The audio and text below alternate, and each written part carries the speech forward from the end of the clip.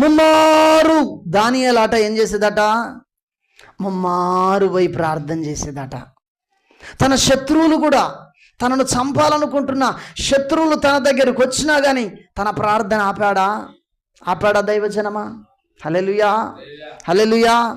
రాజశాసనము ముద్రించబడి అనేక సంస్థానాలకు బయలుదేరింది. ఆ పేపర్స్, ఆ ఆజ్ఞ వెళ్ళింది.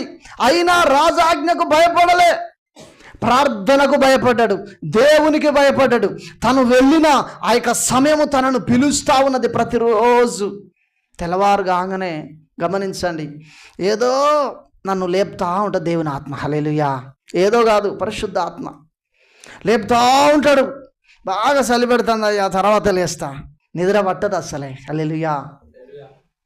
సాయంత్రం కాగానే ఆత్మ గుంజుతూ ఉంటుంది, రా మందిరానికి, రా ప్రార్థన చేద్దాం, రా ప్రార్థన చేద్దాం. హల్లెలూయా, హల్లెలూయా. ఆయన చేపిస్తాడు. ఈ మధ్యలో ఇల్లు వరకు నడుస్తుంది కాబట్టి మధ్యాహ్నం ప్రార్థన చేయలేకపోతాను, ఉదయం సాయంత్రం జరుగుతూ ఉంది. హల్లెలూయా.